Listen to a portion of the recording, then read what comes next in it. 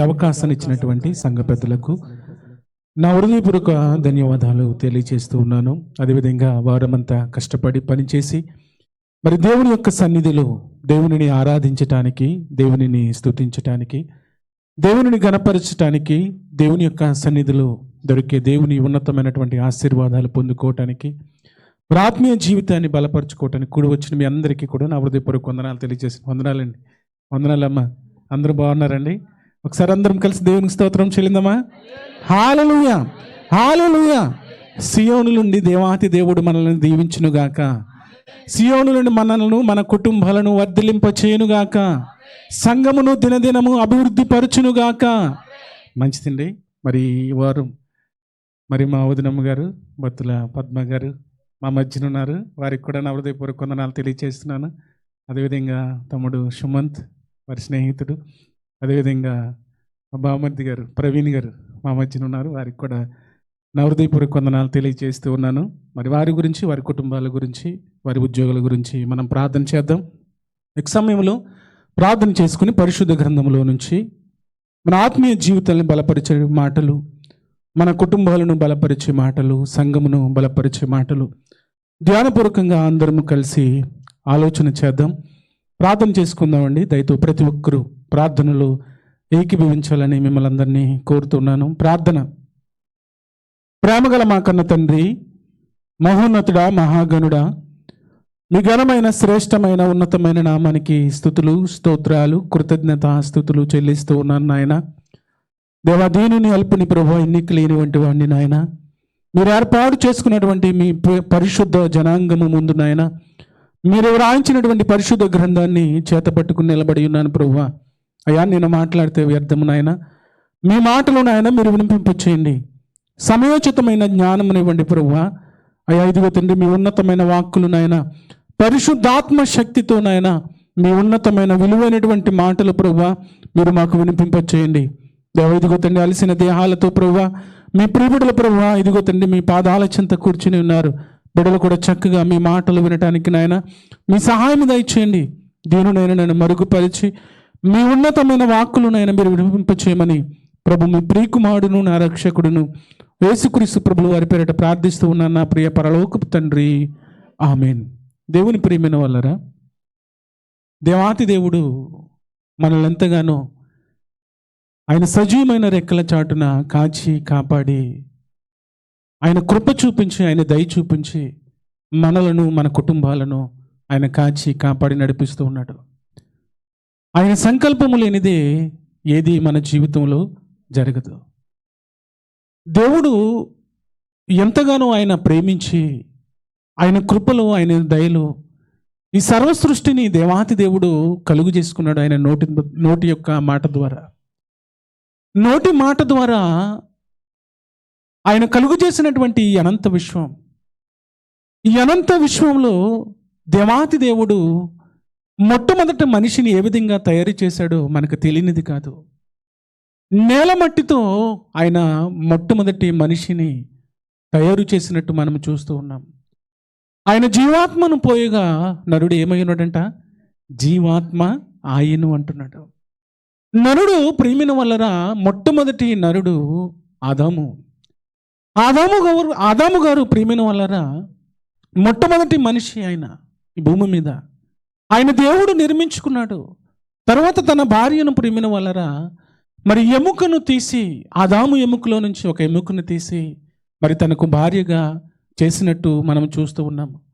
వారిరువురిని జతపరిచి మొట్టమొదటి కుటుంబముగా దేవాతి దేవుడు తన ద్వారా ప్రేమిన వల్లరా మొట్టమొదటి కుటుంబముగా వారిరువురికి కుమారులను అనుగ్రహించి మొట్టమొదటి కుటుంబముగా భూమి మీద దేవుడు వారిని దీవించాడు. అయితే దేవుని యొక్క కుటుంబాలుగా పిలువబడుతున్నటువంటి వారు దేవునికి ఎంతో గొప్పగా బ్రతకవలసినటువంటి మొట్టమొదటి కుటుంబము, ఆ కుటుంబము దేవునికి దూరం అయిపోయింది. దేవునికి దూరం అయిపోయింది. నిజంగా దేవుడు ఎంతో బాధపడ్డాడు.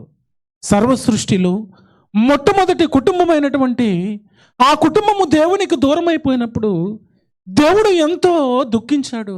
ప్రేమిన వల్లరా మరలా దేవునిని ఆనందపరిచే కుటుంబము ప్రేమిన వల్లరా నోవహు కుటుంబము.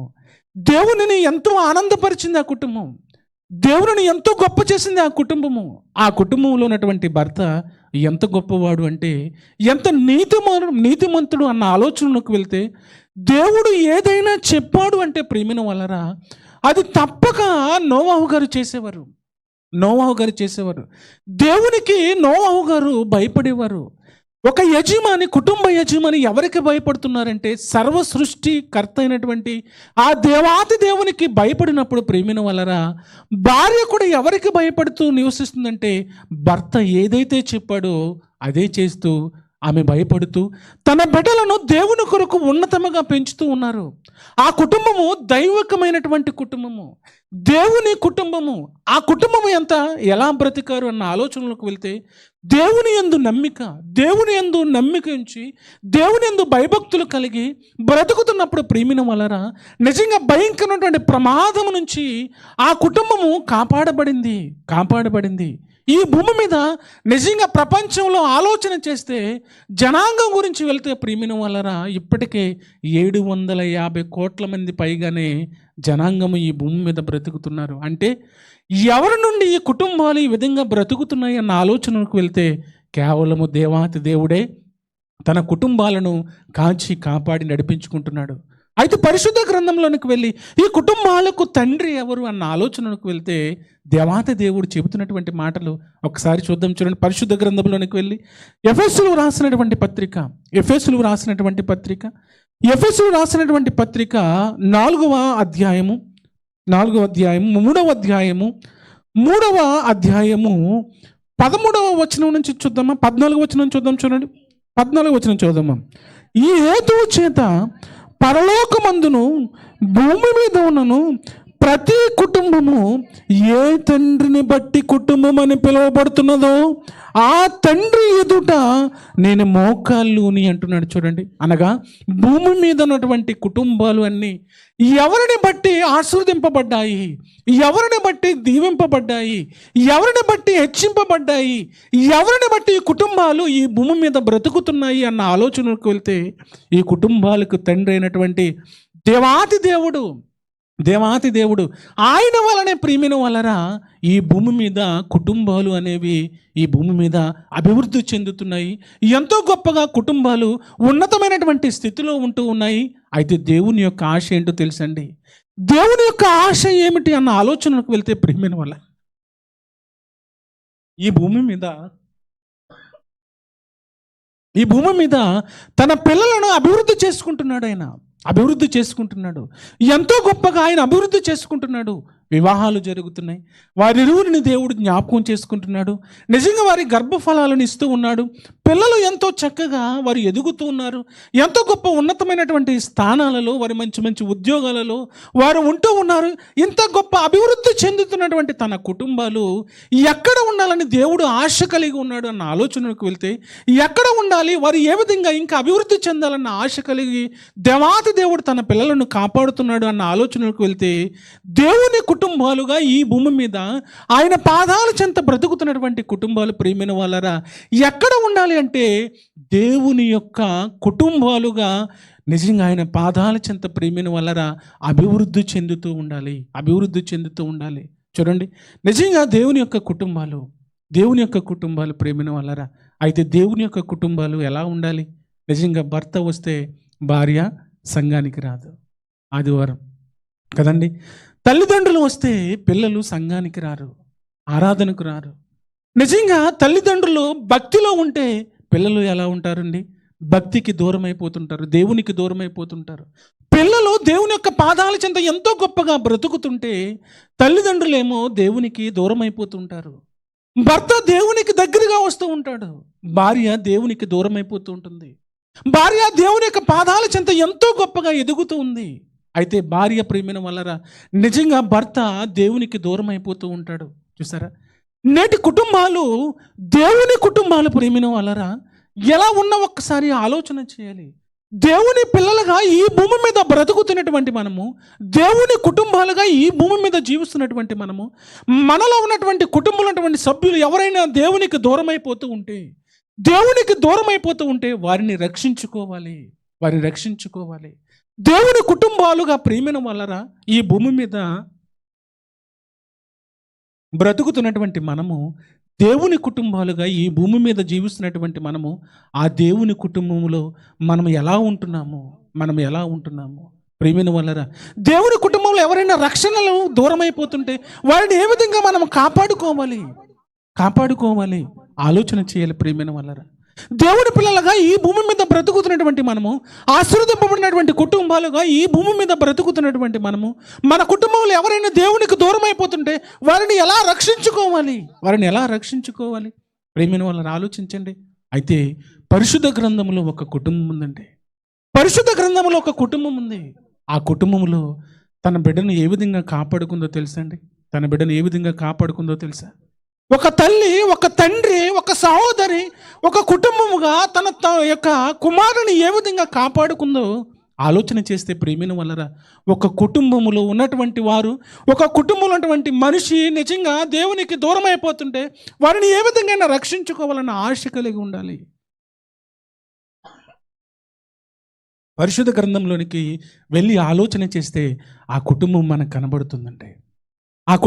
కనబడుతుంది. ఒకసారి చూద్దామా? పరిశుద్ధ గ్రంథంలోకి వెళ్ళి నిర్గమాకాండము 2వ అధ్యాయము, నిర్గమాకాండము 2వ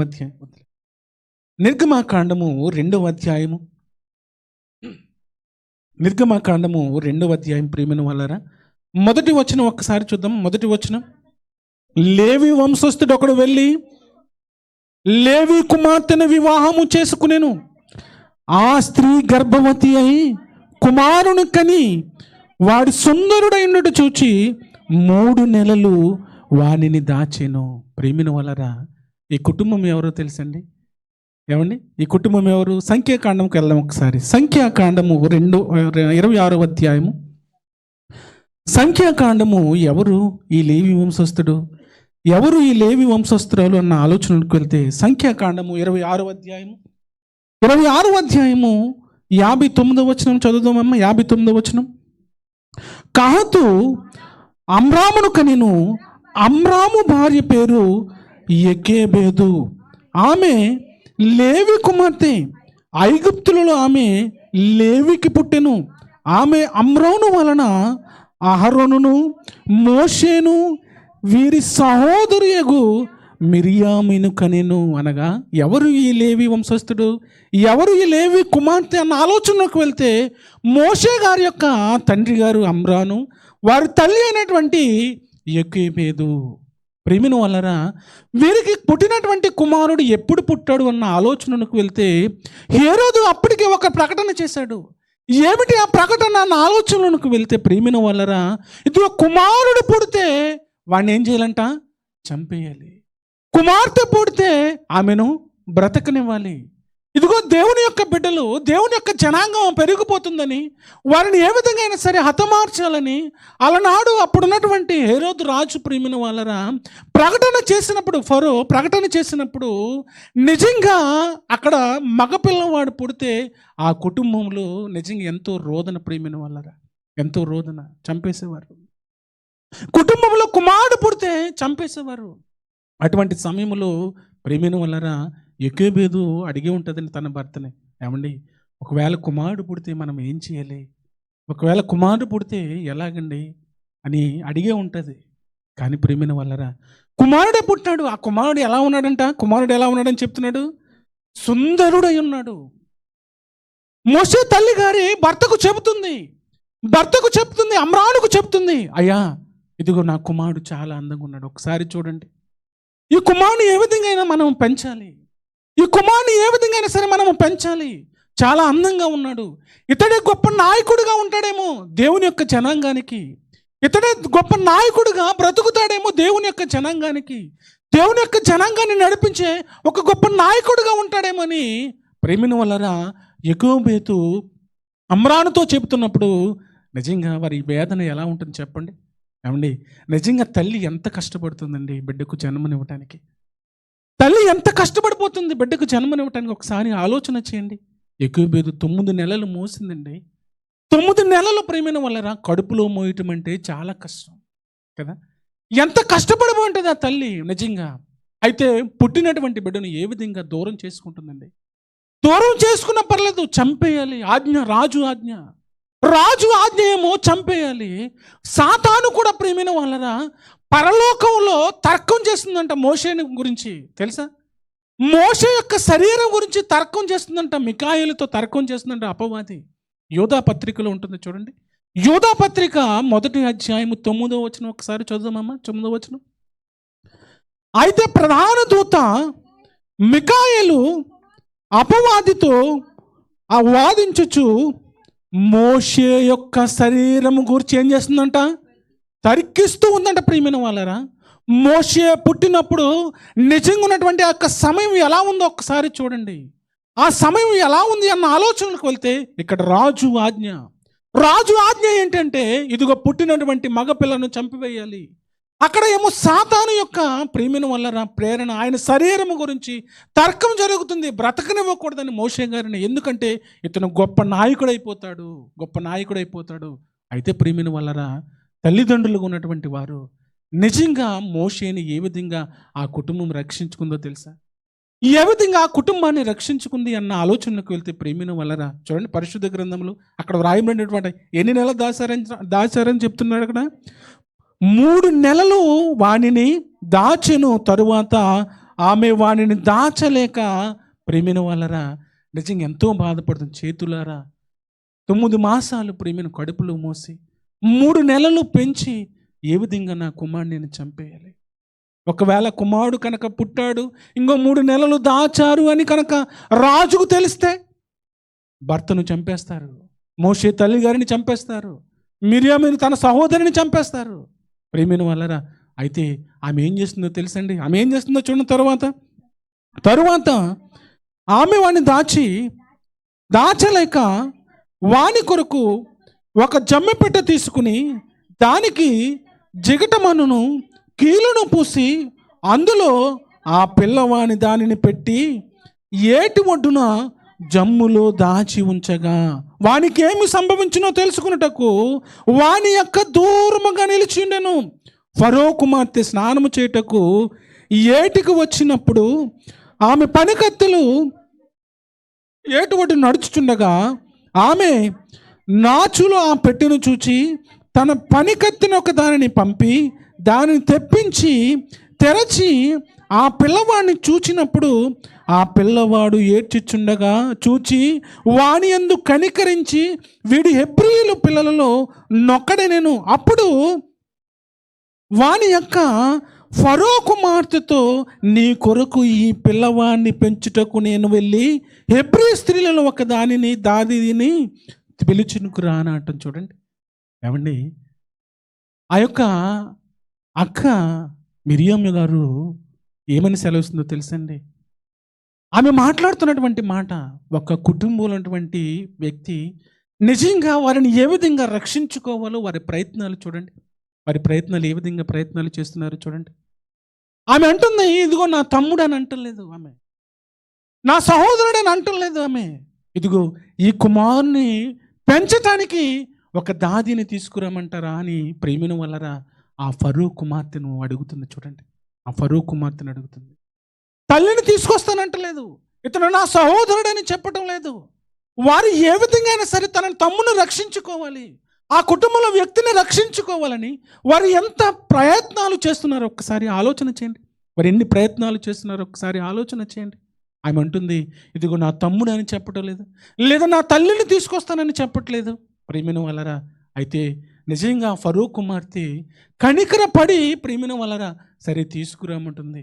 తీసుకురమ్మన్నప్పుడు ఆ యొక్క తల్లి గారు ఎక్కేబిది ఏమంటుంది? నా కుమారుడని పరిగెట్టుకొచ్చి ఎత్తుకుందండి? ఎత్తుకోలేదండి. ఒకవేళ నా కుమారుడని తెలిస్తే వారు చంపేస్తారని ప్రేమిని ఒక దాదిగానే నిజంగా మోషేని పెంచినట్టు మనం చూస్తూ ఉన్నాం. ప్రేమిన వల్లరా నిజంగా మోషే గారు ఎన్నిసార్లు నిజంగా అమ్మని పిలిచి ఉంటారంటారా? దాది అనే పిలిచి ఉంటారు మోషే. నిజంగా సందర్భాలు ప్రేమిన వల్లరా ఆలోచన చేస్తే నిజంగా తల్లి కూడా ప్రేమిన వల్లరా భర్తతో అంటుంది, ఏమండి నా కుమారుని నేను పెంచుతున్నాను, కానీ అమ్మనని నేను ఎలా చెప్పనండి? అమ్మని నేను ఎలా చెప్పను? వారికి ఆయన ఎలా పరిచయం చేసుకున్నానని నిజంగా భర్తను అడిగే ఉంటుంది కదా. భర్త కూడా అనే ఉంటాడు భార్యతో, యెకోబెతుతో అనే ఉంటాడు, ప్రేమ అమ్రాన్ అనే ఉంటాడు. నేను నాన్నను పిలిపించుకోవాలని ఆశ ఉందని. నిజంగా వారి కుటుంబం చూడండి ప్రేమిన వాళ్ళరా, వారి కుటుంబము ఏ విధంగా కష్టపడుతుందో, నిజంగా ఏ విధంగా కష్టపడుతుందో. ఒక కుమారుని రక్షించుకోవటానికి కుటుంబం ఎంత ప్రయాసపడుతుందో చూడండి. అది దైవకమైనటువంటి కుటుంబం ప్రేమైన వాళ్ళ. దైవకమైనటువంటి కుటుంబం ఎలా ఉండాలి అన్న ఆలోచనకు వెళ్తే ఆ కుటుంబంలో ఎవరు కూడా నాశనానికి వెళ్ళిపోకూడదు. ఆ కుటుంబంలో ఎవరు కూడా నాశనానికి వెళ్ళిపోకూడదని, మరణానికి వెళ్ళిపోకూడదని ఎన్ని ప్రయత్నాలు చేసిందో చూడండి. దైవకమైనటువంటి కుటుంబం అది, దైవకమైనటువంటి కుటుంబం అది. మన కుటుంబం ఎలా ఉంది ప్రియమైన వాళ్ళరా? దైవకమైనటువంటి కుటుంబంగా ఉందా మన కుటుంబం? మన కుటుంబంలో ఎంతమంది రక్షణలోకి వచ్చారు? ఇంకా ఎంతమంది రక్షణలో లేని వారిగా ఉంటున్నారు? ఆలోచన చేయండి. నిజంగా ప్రియమైన వాళ్ళరా, అమ్రాను, అదేవిధంగా యెకోబెతు, అదేవిధంగా ప్రియమైన వాళ్ళరా, ఆ యొక్క మిరియాము మోషేను రక్షించుకోవడానికి ఎన్నో ప్రయత్నాలు చేసి ఒక మహానాయకుడని తెలుసుకుని ప్రియమైన వాళ్ళరా, నిజంగా వారు ఎంతో దేవుని యందు సంతోషించారండి. దేవుని యందు ఎంతో సంతోషించారు. ప్రియమైన వాళ్ళరా, దేవుని పిల్లలుగా ఆశీర్వదింపబడినటువంటి కుటుంబాలుగా ఈ భూమి మీద బ్రతుకుతున్నటువంటి మనము ఎలా ఉండాలి అన్న ఆలోచనకు వెళ్తే దైవకమైనటువంటి కుటుంబాలుగా మనం ఉండాలి. దైవకమైనటువంటి కుటుంబాలుగా మనం ఆశీర్వదింపబడాలి. దావీదు గారు ఏమని అడుగుతున్నారో తెలుసండి? దావీదు గారు తన కుటుంబం గురించి అడుగుతున్నారు. ఏమని అడుగుతున్నారంట? దేవుని సన్నిధికి వెళ్ళి ఒక్కసారి చూడండి. 2వ సమూయేలు గ్రంథము 7వ అధ్యాయము, 2వ సమూయేలు గ్రంథము 7వ అధ్యాయము, ఒకసారి ఆ మాట చూద్దామమ్మా. 7వ అధ్యాయము 26వ వచనం భాగం ఒక్కసారి చూద్దామా. 26వ వచనం, సైన్యములకు అధిపతి యగు యెహోవా ఇశ్రాయేలు దేవుడై ఉన్నాడును మాట చేత నీ నామము శాశ్వత మహిమ కలుగునట్లు నీ దాసుడునైన కుటుంబము నీ సన్నిధి స్థిరపరచబడినట్లు నీవు సెలవిచ్చిన మాట నెరవేర్చుమంటున్నాడు. చూడండి, ఎవరి కుటుంబం గురించి మాట్లాడుతున్నాడు ఆయన? దైవకమైనటువంటి కుటుంబము ఎక్కడ ఉండాలంటే ప్రేమిన వలన దేవుని యొక్క సన్నిధిలో ఉండాలి. దేవుని కుటుంబాలుగా ప్రేమిన వలన దేవుడు ఆస్వాదింపబడినటువంటి కుటుంబాలుగా ఎక్కడ ఉండాలని దేవుడు సెలవిస్తున్నాడు అన్న ఆలోచనలకు వెళ్తే ఇదిగో దేవుని యొక్క సన్నిధిలో దేవుని కుటుంబాలు ఉండాలి. ఆ కుటుంబాలు ఎలా ఉండాలని ప్రార్థన చేయాలి? ఆ కుటుంబాలు దేవునిలో ఎలా ఉండాలని ప్రార్థన చేయాలంటే దావీదు గారు ఏమని మాట్లాడుతున్నారు చూడండి. 29వ వచన భాగం, దయచేసి నీ దాసుడునైనా నా కుటుంబము నిత్యము నీ సన్నిధి ఉండునట్లుగా దానిని ఆశీర్వదించుమంటున్నాడు. చూడండి ప్రేమిన వలన దైవకమైనటువంటి కుటుంబము ఎలా ఆశీర్వదింపబడాలి అన్న ఆలోచనలకు వెళ్తే కుటుంబంలో ఉన్నటువంటి యజమాని దేవుని యొక్క పాదాల చెంతకు వెళ్ళి ఏమని ప్రార్థించాలని కొనియాడుతున్నాడన్న ఆలోచనకు వెళ్తే, దయచేసి నీ దాసుడునైనా నా కుటుంబము నిత్యము నీ సన్నిధి ఉండినట్లు దానిని ఆశీర్వదించుము. యెహోవా నా ప్రభువా, నీవు సెలవిచ్చి ఉన్నావు, నీ ఆశీర్వాదము నొంది నా కుటుంబము నిత్యము ఆశీర్వదింపబడునుగాక అంటున్నాడు. చూడండి ప్రేమిన వల్లరా, దైవకమైనటువంటి కుటుంబంగా దేవుని యొక్క పాదాల చెంత మన కుటుంబం ఉన్నదా లేదా ఒకసారి మనం ఆలోచన చేయాలండి. చూడండి, దేవుని యొక్క భక్తులు ప్రేమిన వల్లరా, నోవాహు గారు దేవుని యొక్క పాదాల చెంత దైవకమైనటువంటి కుటుంబముగా నిజంగా బ్రతికినప్పుడు, దేవునికి విధేయత కలిగి బ్రతికినప్పుడు నిజంగా ఆ కుటుంబం ఎంతో గొప్పగా ఆశీర్వదింపబడిందండి. దావీదు గారి యొక్క కుటుంబము దేవుని యొక్క పాదాల చెంతకు వెళ్ళి దేవుని యొక్క సన్నిధికి వెళ్ళి అడుగుతున్నారు, అయ్యా నా కుటుంబాన్ని నీవు వర్ధిలింపచేయి, నా కుటుంబాన్ని ఆశీర్వదించు ప్రభు అని ఒక యజమానిగా ప్రేమిన వలన దేవుని పాదాల చెంత దైవకంగా బ్రతుకుతున్నటువంటి ఒక గొప్ప ఉన్నతమైనటువంటి దేవుని యొక్క పాదాల చెంత వారు అడుగుతున్నారండి. ఎంత గొప్ప ఉన్నతమైన వాక్కులు ఆయన చెబుతున్నాడు ఒకసారి ఆలోచన చేయండి. ఎంత గొప్ప ఉన్నతమైనటువంటి మాటలు ఆయన మాట్లాడుతున్నాడు ఒకసారి ఆలోచన చేయండి ప్రియమైన వలన. నిజంగా పరిశుద్ధ గ్రంథంలోనికి వెళ్ళి ఆలోచన చేస్తే నిజంగా దేవుని కొరకు బ్రతికినటువంటి దైవకమైనటువంటి కుటుంబాలు ఎంతో గొప్పగా దేవుని కొరకు బ్రతికాయండి. దేవుని కొరకు జీవించాయి. కాబట్టి దేవుని పిల్లలుగా ఈ భూమి మీద బ్రతుకుతున్నటువంటి మనము దైవికమైనటువంటి కుటుంబముగా దేవుని యొక్క పాదాల చెంత బ్రతుకుతుందా, లేదా కుటుంబంలో ఉన్నటువంటి ఒక వ్యక్తిగా మనం బ్రతికితే సరిపోద్దన్న ఆలోచనకు వెళ్ళిపోతున్నామా? లేదండి, అలా ఎప్పుడూ ఆలోచించకండి. ప్రియమైన వాళ్ళరా, ఇదిగో దేవాతి దేవుని యొక్క పాదాల చెంత బ్రతికినటువంటి మోషే తండ్రి గారు, తల్లి గారు, వారి యొక్క సహోదరి ఆయన రక్షించుకోవటానికి ఎంత కష్టపడ్డారు ఒకసారి ఆలోచన చేయండి. ఒకసారి ఆలోచన చేయండి. దావీదు గారు కూడా దేవుని యొక్క సన్నిధికి వెళ్ళి అడుగుతున్నాడు, అయ్యా నా కుటుంబము నిత్యము ఆశీర్వదింపబడాలని అడుగుతున్నాడు. యేసేపు గారు ప్రియమైన వాళ్ళరా ఎంతో గొప్పగా ఆశీర్వదింపబడ్డారు. నిజంగా పరిశుద్ధ గ్రంథంలో బ్రతికినటువంటి భక్తులు వారి కుటుంబాలు దైవికమైనటువంటి కుటుంబాలుగా బ్రతుకుతూ ఎంతో గొప్పగా ఆశీర్వదింపబడ్డారు. ఆయన పాదాల చెంత ఆశీర్వదింపబడినటువంటి కుటుంబాలుగా ఈ భూమి మీద ఆయన పాదాల చెంత బ్రతుకుతున్నటువంటి మన కుటుంబము దైవికమైనటువంటి కుటుంబంగా ఉన్నదా లేదా ఒకసారి ఆలోచన చేసుకుందాం. ఆయనందు నమ్మికించి బ్రతుకుదాం, ఆయనందు విశ్వాసం ఉంచి బ్రతుకుదాం. ఆయన కొరకు ఉన్నతమైనటువంటి ఆ పరలోకం కొరకు మనం బ్రతుకుదాం. ఈ కొద్ది మాటలు దేవుడు మన హృదయంలో ఫలింపచేయునుగాక. ఆమేన్. చిన్న ప్రార్థన చేసుకుందామండి. చిన్న ప్రార్థన చేసుకుందాం. ప్రేమ నమ్మకము గల మా కన్న తండ్రి, మహోన్నతుడా, మహాగణుడా, మీకు స్తుతులు స్తోత్రాలు నాయన. దేవా, ఇదిగో తండ్రి, మీ పాదాల చెంత బ్రతుకుతున్నటువంటి మేము అయ్యా దైవికమైనటువంటి కుటుంబాలుగా మేము ఉన్నామో లేమో నాయన, ఒకసారి నాయన మమ్మల్ని జ్ఞాపకం చేసుకోండి. అయ్యా దేవా, ఇదిగో తండ్రి నాయన, మీరు ఆశీర్వదింపబడినటువంటి కుటుంబాలుగా నాయన మేము ఉండటానికి కృప చూపించండి. అయ్యా మీ రక్షణ అనుభవం ప్రభువా, ఇదిగో తండ్రి ఎవరైనా లేకుండా ఏ కుటుంబంలో ఉంటే ఆయన కుటుంబంలో రక్షణ అనుభవం దయచేయండి.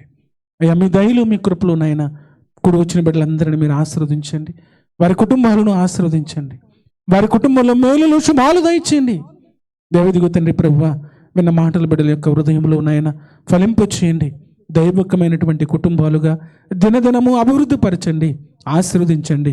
మీ దయలు మీ కృపలో కాచి కాపాడమని యేసుక్రీస్తు నామమును బట్టి ప్రార్థిస్తున్నాను నా ప్రియ పరలోకపు తండ్రి. ఆమేన్. ఆమేన్. దేవుని ప్రియమైన వాళ్ళరా, ఒక సమయంలో ఎవరైనా ప్రత్యేకమైన కానుకలు సమర్పించాలని ఆశ కలిగి ఉంటే దయతో మరి లేచి నిలబడినట్లయితే వారి కొరకు ప్రార్థన చేద్దామండి. మా కానుకలు ప్రత్యేకమైన. అదేవిధంగా కందికట్ల శ్యాంబాబు ఝాన్సీ గారి యొక్క కుమారుడు రాహుల్ మొదటి జీతం అండి. మరి వారు సంఘానికి మరికి కానుక తీసుకొచ్చినారు 600 ధరమ్స్. వారి గురించి కూడా మనం ప్రార్థన చేద్దాం. అదేవిధంగా ఈరోజు నూతనంగా వచ్చినటువంటి బిడ్డలు ఎవరైనా ఉంటే దయతో లేచి నిలబడినట్లయితే వారి కొరకు కూడా మనం ప్రార్థన చేద్దాం. ప్రేమ నమ్మకము గల మా కన్న తండ్రి, మహోన్నతుడా, మహాగణుడా, మీ ఘనమైన శ్రేష్టమైన ఉన్నతమైన నామానికి స్తుతులు స్తోత్రాలు కృతజ్ఞతాస్తుతులు చెల్లిస్తున్నాము నాయన. మీ దయలో మీ కృపలో కాచి కాపాడి జరిగినటువంటి ఆరాధన అంతట్లో మీరు ఎంతగానో సహాయం దయచేశారు. అయ్యా బిడ్డల యొక్క జీవితాల్లో మీరు చేసిన మేలులు బట్టి ప్రభువా, దేవా ఇదిగో తండ్రి ప్రభువా, ప్రత్యేకమైన కానుకలు తీసుకొచ్చున్నారు. ప్రతి ఒక్క బిడ్డను పేరు పేరు చెప్పున మీరు దీవించండి, ఆశీర్వదించండి. వారి కుటుంబంలో మేలులు శుభాలు దయచేయండి. దేవా ఈరోజు పుట్టినరోజులు జ్ఞాపకం చేసుకున్నటువంటి మీ ప్రియ బిడ్డలు ఉన్నారని నాయన. దేవా ఇదిగో తండ్రి శ్రీను గారి యొక్క కుమారుని బట్టి వారి కుమార్తెను బట్టి ప్రార్థిస్తూ ఉన్నాం నాయన. దేవా ఇదిగో తండ్రి వారి జీవితాల్లో ప్రభువా మీరు చేసినటువంటి మేలులు బట్టి వందనాలు. మరొక దయా కిరీటాన్ని వారి ధరింపచేశారు నాయన. కుటుంబాన్ని మీరు కాచి కాపాడండి, కుటుంబంలో మేలులు శుభాలు దయచేయండి. దేవా ఇదిగో తండ్రి నాయన, మీ ప్రియబిడ్డల ప్రభువా మొట్టమొదటి నెల జీతాన్ని సమర్పించినటువంటి కానుక సమర్పించినటువంటి శ్యామ్ గారి యొక్క కుమారుని బట్టి ప్రార్థిస్తూ ఉన్నాను. వారిని వారి సంపూర్ణ కుటుంబాన్ని కాచి కాపాడి నడిపించండి. ఈరోజు నూతనంగా వచ్చినటువంటి బిడ్డలు ఉన్నారు, వారిని బట్టి వందనాలు. వారి కుటుంబాల్లో మేలులు శుభాలు దయచేయండి. వారి ఉద్యోగాలలో మీ సహాయం ఇచ్చి నడిపించమని ప్రభు మీ ప్రియకుమారుడును నా రక్షకుడును యేసుక్రీస్తు ప్రభు వారి పెట్టి ప్రార్థిస్తూ ఉన్నాను నా ప్రియ పరలోకపు తండ్రి. ఆమేన్. అయితే అందరూ లేచి నిలబడినట్లయితే కానుకలు పాట పాడుతూ